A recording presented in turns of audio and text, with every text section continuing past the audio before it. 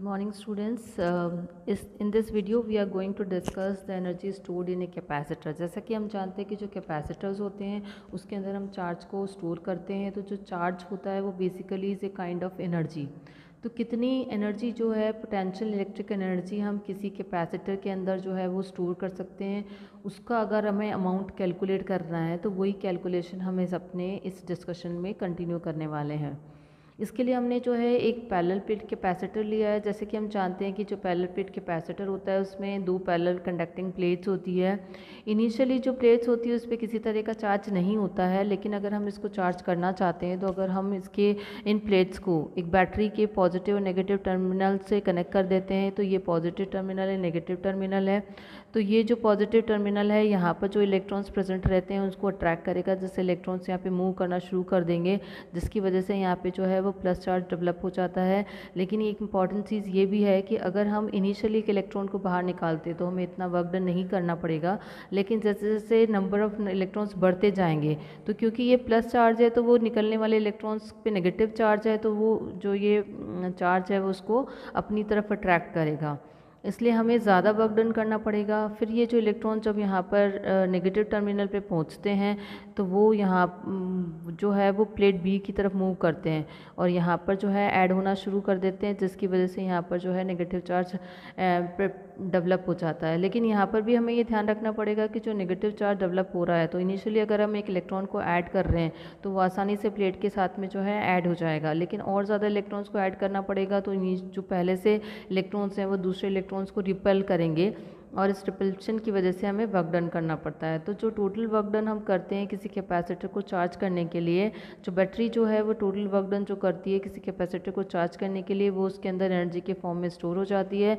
जिससे हम electric potential energy कहते हैं। और जो हमारी जब कैपेसिटर को चार्ज किया जाता है तो वो जो चार्ज है वो एक साथ जो है इंक्रीज़ नहीं होता है। चार्ज जो है इनिशियली 0 से लेकर Q तक इंक्रीज़ होता है और इसी के साथ साथ जो पोटेंशियल डिफरेंस है वो भी 0 से V तक इंक्रीज़ हो जाता है। तो हम जानते हैं कि from the definition of work done, जो वर्क डन होता है वो VQ के बराबर होता है।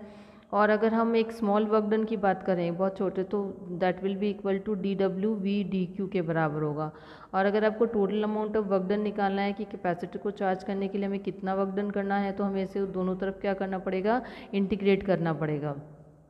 इंटीग्रेट करेंगे और उसमें हम जानते हैं कि जो C होता है वो Q/V के बराबर होता है। इससे हमारी V की वैल्यू आ जाएगी Q/C। अब ये वैल्यू हम यहाँ पे सब्स्टिट्यूट करेंगे तो ये हो जाएगा Q/C dQ, और क्योंकि C कांस्टेंट रहता है तो उसको हमने बाहर निकाल दिया, ये Q dQ हो गया और ये हो गया आपका DW। अब यहाँ पर हम अपनी लिमिट्स प्लेस कर देते हैं, क्योंकि जो चार्ज है वो इनिशियली 0 से लेकर Q तक इंक्रीज़ हो रहा है। जो टोटल वर्क डन है वो स्टोर्ड पोटेंशियल एनर्जी के बराबर होगा, और उस पोटेंशियल एनर्जी को हम U से इंडिकेट कर रहे हैं। यहाँ पर हमें इंटीग्रेशन करेंगे तो इंटीग्रेशन जो है वो Q²/2 और लिमिट्स लगा देंगे 0 to Q, और इसको सॉल्व करते हैं तो हमारे पास आंसर आ जाता है 1/2C Q²। This is the one equation. तो हम total amount of stored energy जो हमने कैपेसिटर के अंदर स्टोर करी है वो हमारे इस फॉर्मूले से मिल जाती है। यहाँ पर जो है कि हम इसके दूसरे रिलेशंस भी निकाल सकते हैं। जैसा कि हम जानते हैं कि जो Q होता है वो CV के बराबर है, तो हमने यहाँ पे लिखा 2C, Q की जगह हमने लिख दिया CV का होल स्क्वायर, तो 1/2C C²V², C से C कैंसिल हो जाएगा तो आपका आंसर आ जाएगा 1/2C V²। तो this is the second form of formula. मतलब इस फॉर्मूले से अगर हमें चार्ज और कैपेसिटेंस दे रखा है तो हम ये फॉर्मूला यूज़ करेंगे, अगर हमें कैपेसिटेंस और पोटेंशियल डिफरेंस दे रखा है तो हम ये वाला फॉर्म यूज़ करेंगे। इसी तरीके से हमें तीसरा फॉर्म भी हमें निकालना है कि अगर आप सपोज़ 1/2 ये Q² है और यहाँ पर आपका जो है C की जगह हम लिख देते हैं Q × V, तो Q पर V ऊपर चला जाएगा, ये कैंसिल हो जाएगा तो हमारे पास फॉर्मूला आ जाएगा 1/2 QV, and this is the third form. अब इसके साथ साथ में हमारे पास एक टर्म और आती है कि energy density of A parallel plate capacitor. जो पैरेलल प्लेट कैपेसिटर होता है उसके एनर्जी डेंसिटी का मतलब क्या है।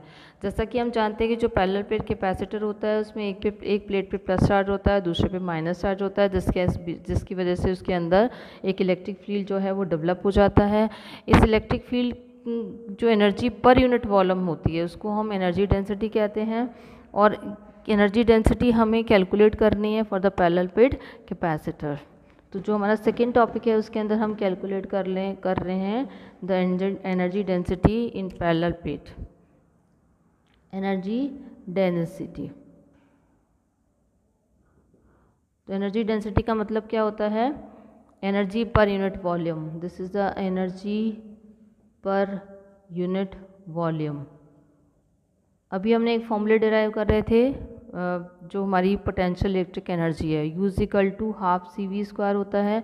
अब C की वैल्यू सब्स्टिट्यूट करेंगे तो ये ε0 हो जाएगा इंटू V²। अब हम जानते हैं कि जो V होता है वो ED के बराबर होता है, तो 1/2 ε0 यहाँ पर हो जाएगा ED का होल स्क्वायर, तो ये हो जाएगा 1/2 ε0 इंटू हो जाएगा E², D से D कैंसिल हो जाएगा और ये हो जाएगा 1/2 ε0 और E²। क्योंकि हमारी जो एनर्जी डेंसिटी होती है वो पर यूनिट वॉल्यूम है, तो वॉल्यूम जो है ये AD जो होता है, अगर एरिया को हम डिस्टेंस से मल्टीप्लाई कर देते हैं तो ये वॉल्यूम आ जाएगा। तो आपको यहाँ पर भी AD से डिवाइड करना पड़ेगा, AD से AD कैंसिल हो गया।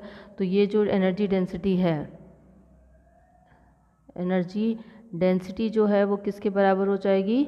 1/2 ε0 E² के, 1/2 ε। This is the final formula for calculating the energy density.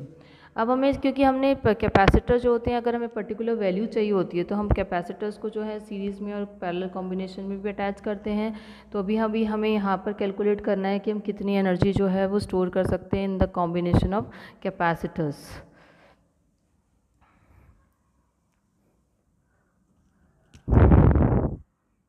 अभी हमारे पास में हमें कैलकुलेशंस करनी है energy stored in combination of capacitors, in combination of capacitors. तो कॉम्बिनेशन ऑफ कैपेसिटर्स मतलब कैपेसिटर्स की एक पर्टिकुलर वैल्यू अगर हमें निकालनी होती है तो हम सीरीज़ में और पैरेलल में कनेक्ट करते हैं, ये हम ऑलरेडी डिस्कस कर चुके हैं। तो हमें सबसे पहले ये निकालना है कि अगर हमने इस कैपेसिटर्स को सीरीज़ में कनेक्ट कर रखा है तो टोटल अमाउंट ऑफ एनर्जी जो है वो हमारे पास कितनी आने वाली है। तो इसके लिए हमने कंसिडर किया है कि हमारे पास n कैपेसिटर्स हैं, उनकी जो कैपेसिटेंस है उसको हमने C1, C2, C3 and Cn से इंडिकेट किया है। और हम जानते हैं कि अगर हम सीरीज़ में कनेक्ट करते हैं तो जो इक्विवेलेंट कैपेसिटेंस होती है 1/CS जो है 1/C1 plus 1/C2 plus 1/C3 up to 1/Cn होती है।